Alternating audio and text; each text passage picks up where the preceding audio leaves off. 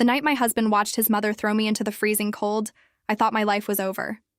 I was only 10 days postpartum, barely able to walk, wearing a thin hospital gown and slippers while my newborn twins cried inside the house. My husband did not stop his mother. He did not even open the door. What he did not know was that I had secretly been preparing for this moment for more than a year. My name is Claire Morgan.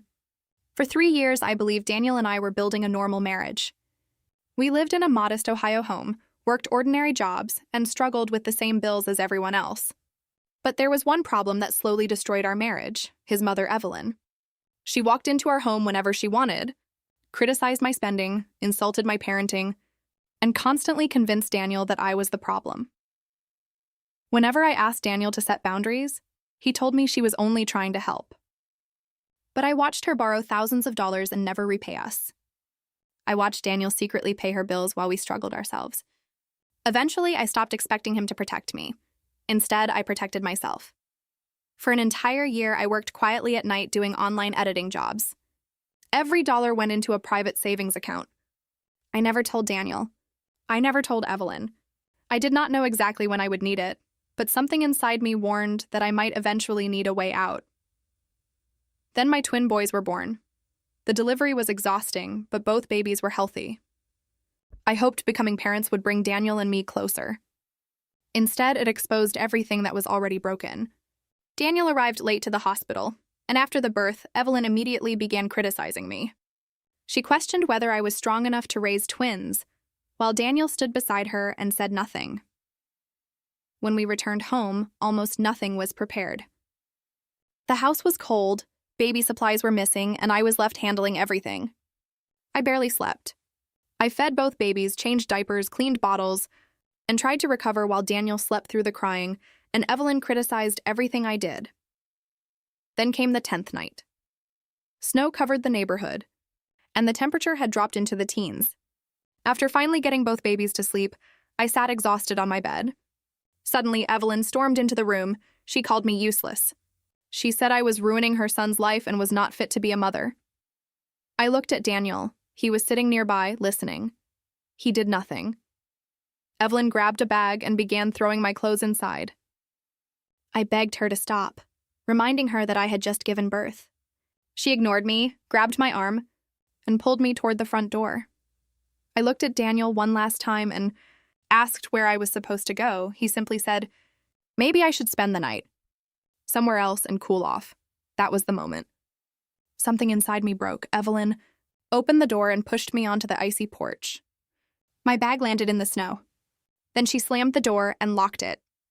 I heard my babies crying inside. For a few seconds, I could barely breathe. Then I remembered the phone hidden in my pocket. I opened my private account.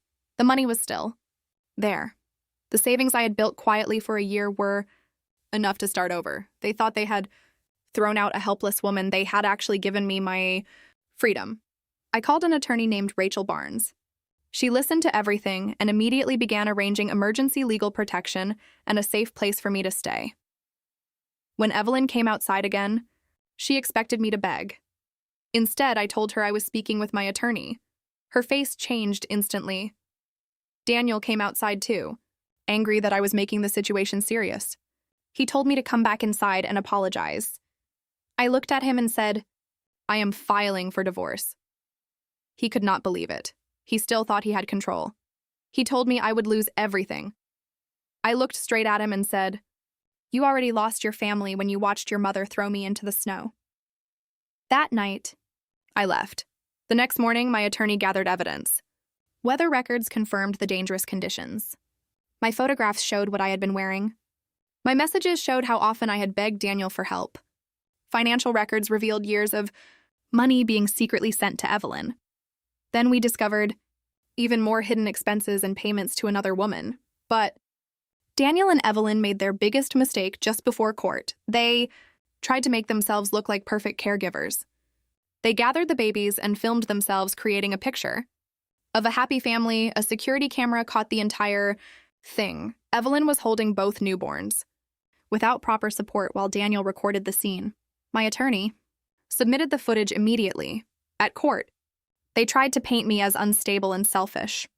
Then my attorney showed the judge the weather records, Photographs, financial evidence, messages, and finally the security footage. Their story collapsed. The judge granted me temporary sole custody of my boys. Daniel was ordered to attend parenting classes, and his visitation was restricted. Evelyn was prohibited from contacting me or approaching the children. When I finally held my sons again, they settled against me almost instantly. I cried as I held them, not because I had lost my family, because I had finally rescued it. Daniel later begged me to return. He promised to change, promised to control his mother, and promised to become a better husband. But I had spent 3 years waiting for promises to become actions. They never did. Today, my boys and I live in a small apartment of our own. It is not luxurious, but it is peaceful. Nobody controls my money. Nobody insults me in my own home. Nobody decides whether I deserve respect. Sometimes I still think about that. Freezing night and the woman standing alone on that porch. She was scared, she was exhausted, but she was also stronger than she realized. Daniel and Evelyn thought they were throwing away a powerless woman. They were wrong. They were pushing me toward the life I was too afraid to choose. That night, I thought my life was ending. Instead, it was finally beginning. And every time I look at my 2 boys sleeping peacefully, I know walking away was the best decision I ever made.